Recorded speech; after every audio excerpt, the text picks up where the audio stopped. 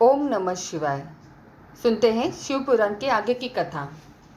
ब्रह्मा जी कहते हैं, देवर्षि, जब नारायण देव जल में शयन करने लगे उस समय उनकी नाभि से भगवान शंकर के इच्छावश सहसा एक उत्तम कमल प्रकट हुआ, जो बहुत बड़ा था। उसमें असंख्य नालदंड थे। उसकी कांति कनेर के फूल के समान पीले रंग की थी तथा उसकी लंबाई और ऊंचाई भी अनंत योजन थी। वह कमल करोड़ों सूर्यों के समान प्रकाशित हो रहा था। सुंदर होने के साथ ही संपूर्ण तत्वों से युक्त था और अत्यंत अद्भुत, परम रमणीय, दर्शन के योग्य तथा सबसे उत्तम था।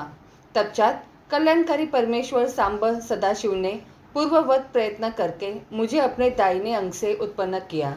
मुने, उन महेश्वर ने मुझे तुरंत ही अपनी माया से मोहित करके नारायण देव के नाभि कमल में डाल दिया और लीलापूर्वक मुझे वहां से प्रकट किया।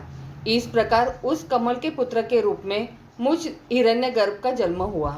मेरे 4 मुख हुए और शरीर की कांति लाल हुई। मेरे मस्तक त्रिपुण की रेखा से अंकित थे। तात, भगवान शिव की माया से मोहित होने के कारण मेरी ज्ञान शक्ति इतनी दुर्बल हो रही थी कि मैंने उस कमल के सिवा दूसरे किसी को अपने शरीर का जनक या पिता नहीं जाना। मैं कौन हूँ, कहाँ से आया हूँ, मेरा कार्य क्या है, मैं किसका पुत्र होकर उत्पन्न हुआ हूँ और किसने इस समय मेरा निर्माण किया है। इस प्रकार संशय में पड़े हुए मेरे मन में यह विचार उत्पन्न हुआ, मैं किस लिए मोह में पड़ा हुआ हूँ। जिसने मुझे उत्पन्न किया है उसका पता लगाना जो तो बहुत सरल है। इस कमल पुष्प का जो पत्र युक्त नाल है उसका उद्गम स्थान इस जल के भीतर नीचे की ओर है। जिसने मुझे उत्पन्न किया है वह पुरुष भी वही होगा, इसमें संशय नहीं है। ऐसा निश्चय करके मैंने अपने को कमल से नीचे उतारा। मुने, मैं उस कमल की एक एक नाल में गया और सैकड़ों वर्षों तक वहां भ्रमण करता रहा, किंतु कहीं भी उस कमल के उद्गम का उत्तम स्थान मुझे नहीं मिला। तब पुनः संशय में पड़कर मैं उस कमल पुष्प कर जाने को उत्सुक हुआ और नाल के मार्ग से उस कमल पर चढ़ने लगा। इस तरह बहुत ऊपर जाने पर भी मैं उस कमल के कोश को न पा सका। उस दशा में मैं और भी मोहित हो उठा। मुने, उस समय भगवान शिव की इच्छा से परम मंगलमय उत्तम आकाशवाणी प्रकट हुई, जो मेरे मोह का विध्वंस करने वाली थी। उस वाणी ने कहा, तब उस आकाशवाणी को सुनकर मैंने अपने जन्मदाता पिता का दर्शन करने के लिए उस समय पुनः प्रयत्नपूर्वक 12 वर्ष तक घोर तपस्या की। तब मुझ पर अनुग्रह करने के लिए 4 भुजाएं और सुंदर नेत्रों से सुशोभित भगवान विष्णु वहां सहसा प्रकट हो गए। उन परम पुरुष ने अपने हाथों में शंख, चक्र, गदा और पद्म धारण कर रखे थे। उनके सारे अंग सजल जलधर के समान श्याम कांति से सुशोभित थे। उन परम प्रभु ने सुंदर पीताम्बर पहन रखा था। उनके मस्तक आदि अंगों में मुकुट आदि महामूल्यवान आभूषण शोभा पाते थे। उनका मुखारविंद प्रसन्नता से खिला हुआ था। मैं उनकी छवि पर मोहित हो रहा था। वे मुझे करोड़ों कामदेवों के समान मनोहर दिखाई दिए। उनका वह अत्यंत सुंदर रूप देखकर मुझे बड़ा आश्चर्य हुआ। वे सांवली और सुनहरी आभा से उद्दासित हो रहे थे। उस समय उन सत्स्वरूप सर्वात्मा 4 भुजा धारण करने वाले महाबाहु नारायण देव को वहां उस रूप में अपने साथ देखकर मुझे बड़ा हर्ष हुआ। तदंतर उन नारायण देव के साथ मेरी बातचीत आरंभ हुई। भगवान शिव की लीला से वहां हम दोनों में कुछ विवाद छिड़ गया। इसी समय हम लोगों के बीच में एक महान अग्निस्तंभ प्रकट हुआ। मैंने और श्री विष्णु ने क्रमशः ऊपर नीचे जाकर उसके आदि अनंत का पता लगाने के लिए बड़ा प्रयत्न किया, परंतु हमें कहीं भी उसका ओर छोर नहीं मिला। मैं थककर ऊपर से नीचे लौट आया और भगवान विष्णु भी उसी तरह नीचे से ऊपर आकर मुझसे मिले। हम दोनों शिव की माया से मोहित थे। श्री हरि ने मेरे साथ आगे पीछे और अलग बगल से परमेश्वर शिव को प्रणाम किया। फिर वे सोचने लगे, यह क्या वस्तु है, इसके स्वरूप का निर्देश नहीं किया जा सकता, क्योंकि न तो इसका कोई नाम है और न कर्म ही है। लिंग रहित तत्व ही यहाँ लिंग भाव को प्राप्त हो गया है। ध्यान मार्ग में भी इसके स्वरूप का कुछ पता नहीं चलता। इसके बाद मैं और श्री हरि दोनों ने अपने चित्त को स्वस्थ करके उस अग्निस्तंभ को प्रणाम करना आरंभ किया।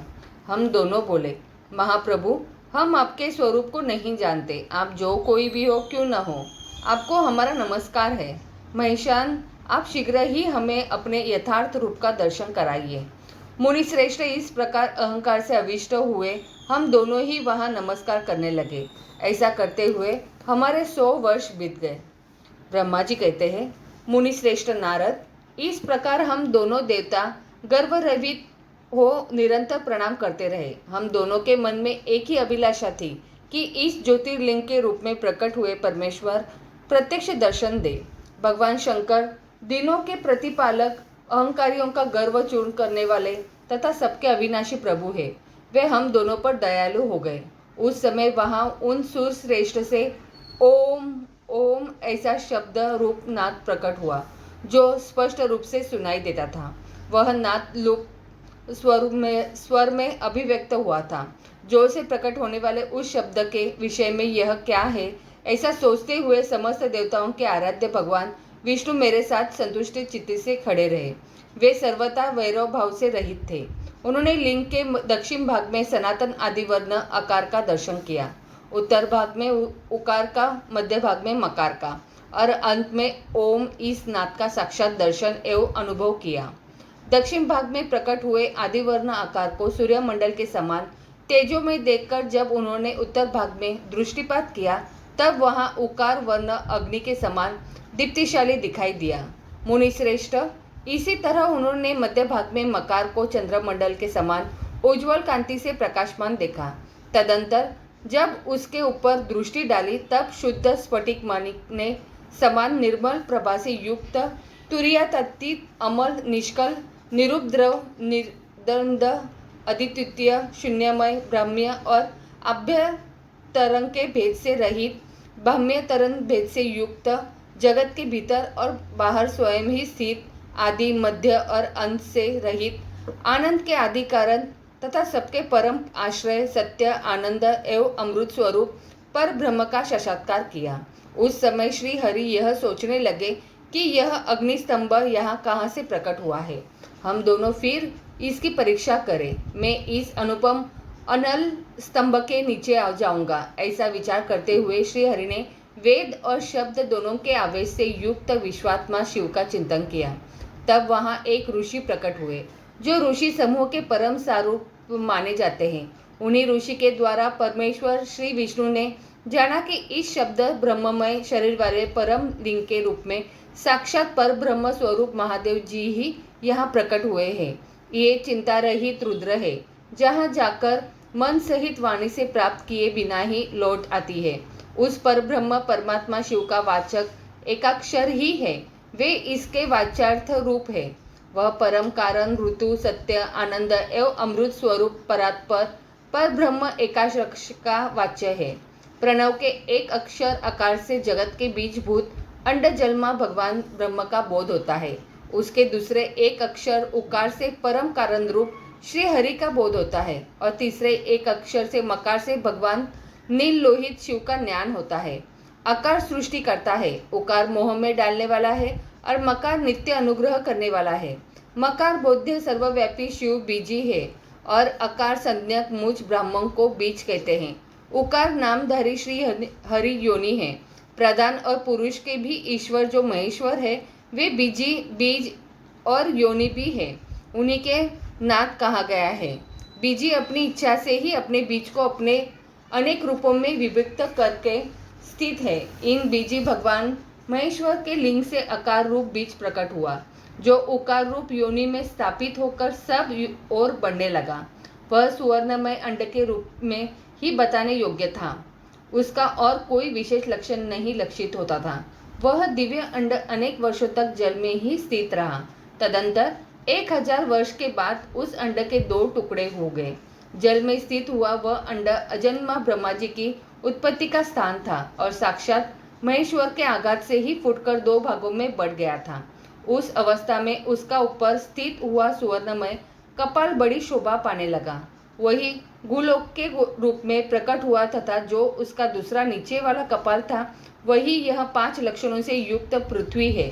उस अंड से चतुर्मुख ब्रह्मा उत्पन्न हुए, जिनकी क संज्ञा है। वे समस्त लोकों के सृष्टा है।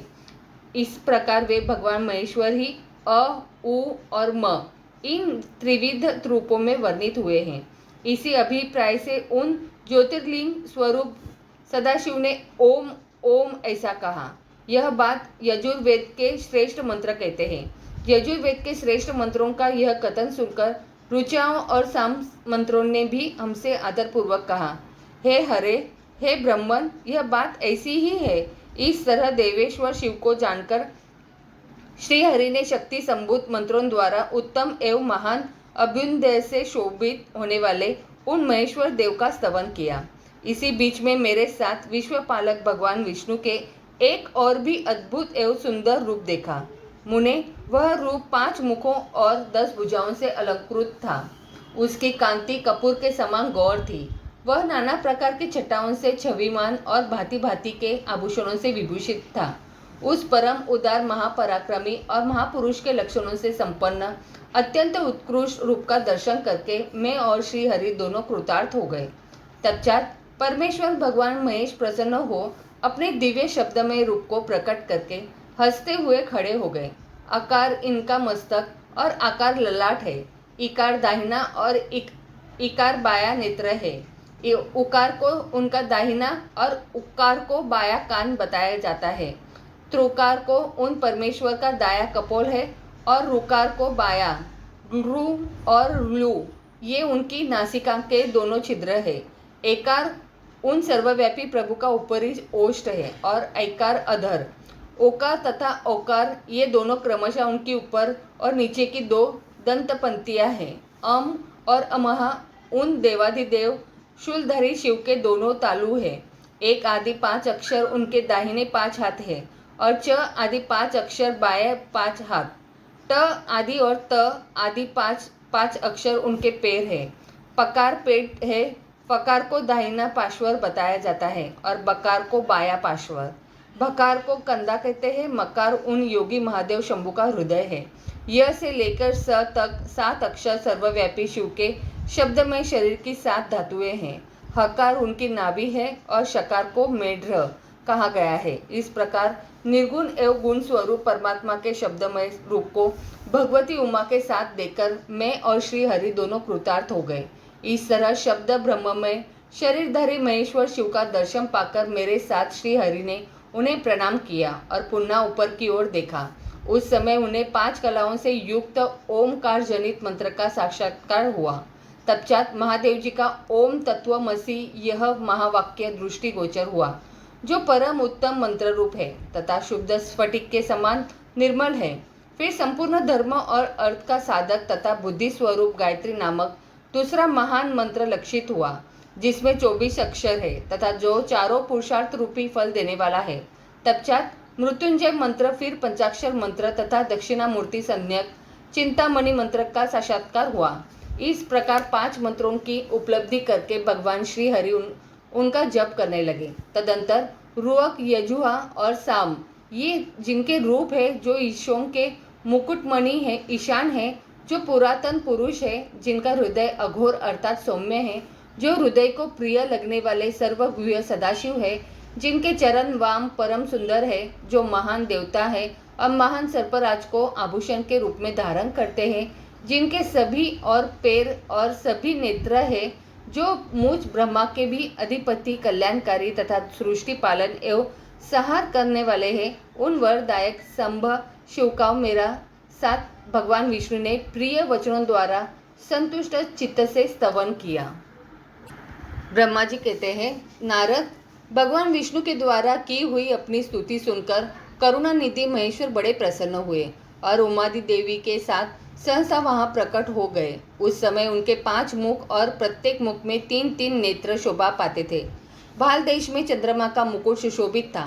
सिर पर जटा धारण किए गौर वर्ण विशाल नेत्र शिव ने अपने संपूर्ण अंगों में विभूति लगा रखी थी। उनके 10 भुजाएं थी। कंठ में नील चिन्ह था। उनके श्रीअंग समस्त आभूषणों से विभूषित थे।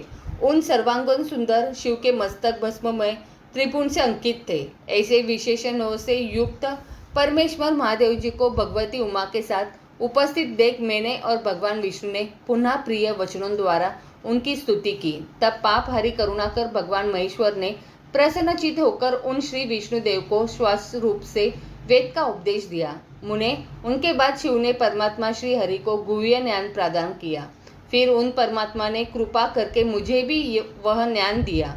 वेद का ज्ञान प्राप्त करके कृतार्थ हुए भगवान विष्णु ने मेरे साथ हाथ जोड़ महेश्वर को नमस्कार करके पुनः उनसे पूजन की विधि बताने तथा सपुपदेश देने के लिए प्रार्थना की। ब्रह्मा जी कहते हैं, मुने, श्री हरि की यह बात सुनकर अत्यंत प्रसन्न हुए कृपा निधान भगवान शिव ने प्रीतिपूर्वक यह बात कही। श्री शिव बोले, सुरश्रेष्ठ गण, मैं तुम दोनों की भक्ति से निश्चय ही बहुत प्रसन्न हूँ। तुम लोग मुझ महादेव की ओर देखो। इस समय तुम्हें मेरा स्वरूप जैसा दिखाई देता है वैसा ही रूप का प्रयत्न पूर्वक पूजन चिंतन करना चाहिए। तुम दोनों महाबली हो और मेरी स्वरूपभूता प्रकृति से प्रकट हुए हो। मुझ सर्वेश्वर के दाएं बाएं अंगों से तुम्हारा आविर्भाव हुआ है। ये लोक पितामह ब्रह्मा मेरे दाहिने पार्श्व से उत्पन्न हुए हैं और तुम विष्णु मुझ परमात्मा के वाम पर पार्श्व से प्रकट हुए हो। मैं तुम दोनों पर भली भांति प्रसन्न हूँ और तुम्हें मनोवांछित वर देता हूँ। मेरी आज्ञा से तुम दोनों की मुझ में सुदृढ़ भक्ति हो। ब्रह्मन, तुम मेरी आज्ञा का पालन करते हुए जगत की सृष्टि करो और वत्स विष्णु, तुम इस चराचर जगत का पालन करते रहो। हम दोनों से ऐसा कहकर भगवान शंकर ने हमें पूजा की उत्तम विधि प्रदान की, जिसके अनुसार पूजित होने पर वे पूजक को अनेक प्रकार के फल देते हैं। शंभु की उपयुक्त बात सुनकर मेरे सहित श्री हरि ने महेश्वर को हाथ जोड़ प्रणाम करके कहा। भगवान विष्णु बोले, प्रभु, यदि हमारे प्रति आपके हृदय में प्रीति उत्पन्न हुई है और यदि आप हमें वर देना आवश्यक समझते हैं तो हम यही वर मांगते हैं कि आप में हम दोनों की सदा अनन्य एवं अविचल भक्ति बनी रहे। ब्रह्मा जी कहते हैं, मुने, श्री हरि की यह बात सुनकर भगवान हर ने पुनः मस्तक झुकाकर प्रणाम करके हाथ जोड़े खड़े हुए उन नारायण देव से स्वयं कहा। श्री महेश्वर बोले, मैं सृष्टि पालन और संहार का कर्ता हूँ, सगुण और निर्गुण हूँ तथा सच्चिदानंद स्वरूप निर्विकार पर ब्रह्म परमात्मा हूँ। विष्णु सृष्टि रक्षा तथा प्रलय रूप गुणों अथवा कार्यों के भेद से मैं ही ब्रह्मा विष्णु और रुद्र नाम धारण करके 3 स्वरूपों में विभक्त हुआ हूँ। हरे, वास्तव में मैं सदा निष्कल हूँ। विष्णु, तुमने और ब्रह्मा ने मेरे अवतार के निमित्त जो स्तुति की है, तुम्हारी उस प्रार्थना को मैं अवश्य सच्ची करूँगा, क्योंकि मैं भक्त वत्सल हूँ। ब्रह्मन, मेरा ऐसा ही परम उत्कृष्ट तुम्हारे शरीर से इस लोक में प्रकट होगा, जो नाम से रुद्र कहलाएगा। मेरे अंश से प्रकट हुई रुद्र की सामर्थ्य मुझसे कम नहीं होगी। जो मैं हूँ वही यह रुद्र है। पूजा की विधि विधान की दृष्टि से भी मुझ में और उसमें कोई अंतर नहीं है। जैसे ज्योति का जल आदि के साथ संपर्क होने पर भी उसमें स्पर्श दोष नहीं लगता, उसी प्रकार मुझ निर्गुण परमात्मा को भी किसी के संयोग से बंधन नहीं प्राप्त होता। यह मेरा शिव रूप है। जब रुद्र प्रकट होंगे तब वे भी शिव के ही तुल्य होंगे। महामुने, उनमें और शिव में परायण का भेद नहीं करना चाहिए। वास्तव में एक ही रूप जगत में व्यवहार निर्वाह के लिए 2 रूपों में विभक्त हो गया है। अतः शिव और रुद्र में कभी भेद बुद्धि नहीं करनी चाहिए। वास्तव में सारा दृश्य ही मेरे विचार से स्वरूप है। मैं, तुम, ब्रह्मा तथा जो ये रुद्र प्रकट होंगे वे सबके सब एक रूप है। इनमें भेद नहीं है। भेद मानने पर अवश्य ही बंधन होगा। तथापि मेरा शिव रूप ही सनातन है। यही सदा सब रूपों का मूलभूत कहा गया है। यह सत्य, ज्ञान एवं अनंत ब्रह्म है। ऐसा जानकर सदा मन से मेरे यथार्थ स्वरूप का दर्शन करना चाहिए। ब्रह्मन, सुनो, मैं तुम्हें एक गोपनीय बात बता रहा हूँ। मैं स्वयं ब्रह्मा जी की भ्रुकुटी से प्रकट होऊंगा। गुणों में भी मेरा प्राकट्य कहा गया है। जैसा कि लोगों ने कहा कि हर तामस प्राकृतिक है, वास्तव में उस रूप में अहंकार का वर्णन हुआ है। उस अहंकार को केवल तामस ही नहीं, वैकारिक भी समझना चाहिए। यह तामस और सात्विक आदि भेद केवल नाम मात्र का है, वस्तुता नहीं है। वास्तव में हर को तामस नहीं कहा जा सकता। ब्रह्मन, इस कारण से तुम्हें ऐसा करना चाहिए। तुम तो इस सृष्टि के निर्माता बनो और श्री हरि इसका पालन करे तथा मेरे अंश से प्रकट होने वाले जो रुद्र है वे इसका प्रलय करने वाले होंगे। ये जो उमा नाम से विख्यात परमेश्वरी प्रकृति देवी है, इन्हीं की शक्तिभूता वाग्देवी ब्रह्मा जी का सेवन करेंगी। फिर इन प्रकृति देवी से वहाँ जो दूसरी शक्ति प्रकट होगी वे लक्ष्मी रूप से भगवान विष्णु का आश्रय लेंगी। तदंतर पुनः काली नाम से जो तीसरी शक्ति प्रकट होंगी वे निश्चय ही मेरे अंशभूत रुद्रदेव को प्राप्त होंगी। वे कार्य की सिद्धि के लिए वहाँ ज्योति रूप से प्रकट होंगी। इस प्रकार मैंने देवी की शुभ स्वरूपा पराशक्तियों का परिचय दिया। उनका कार्य क्रमशः सृष्टि पालन और संहार का संपादन ही है। सूर्यश्रेष्ठ ही सबकी सब मेरी प्रिया प्रकृति देवी की अशुभता है। हरे, तुम लक्ष्मी का सहारा लेकर कार्य करो। ब्राह्मण, तुम्हें प्रकृति की अंशभूता वाग्देवी का पाकर मेरी आज्ञा के अनुसार मन से सृष्टि कार्य का संचालन करना चाहिए और मैं अपनी प्रिया की अंशभूता परात्पर का काली का आश्रय ले रुद्र रूप से प्रलय संबंधी उत्तम कार्य करूंगा। तुम सब लोग अवश्य ही संपूर्ण आश्रमों तथा उनसे भिन्न अनन्य विविध कार्यों द्वारा चारों वर्णों से भरे हुए लोक की सृष्टि एवं रक्षा आदि करके सुख पाओगे। हरे, तुम ज्ञान विज्ञान से संपन्न तथा संपूर्ण लोगों के हितैषी हो। अतः अब मेरी आज्ञा पाकर जगत में सब लोगों के लिए मुक्तिदाता बनो। मेरा दर्शन होने पर जो फल प्राप्त होता है वही तुम्हारा दर्शन होने पर भी होगा। मेरी यह बात सत्य है, इसमें संशय के लिए स्थान नहीं है। मेरे हृदय में विष्णु है और विष्णु के हृदय में मैं हूँ। जो इन दोनों में अंतर नहीं समझता वही मुझे विशेष प्रिय है। श्री हरि मेरे बाएं अंग से प्रकट हुए हैं, ब्रह्मा का दाहिने अंग से प्राकट्य हुआ है और महाप्रलयकारी विश्वात्मा रुद्र मेरे हृदय से प्रादुर्भूत होंगे। विष्णु में ही सृष्टि, पालन और संहार करने वाले रज आदि त्रिविध गुणों द्वारा ब्रह्मा, विष्णु और रुद्र नाम से प्रसिद्ध हो तीन रूपों में पृथक पृथक प्रकट होता हूँ। साक्षात शिव गुणों से भिन्न है, वे प्रकृति और पुरुष से भी परे है। अद्वितीय, नित्य, अनंत, पूर्ण एवं निरंजन पर ब्रह्म परमात्मा है। तीनों लोकों का पालन करने वाले श्री हरि भीतर तमोगुण और बाहर सत्वगुण धारण करते हैं।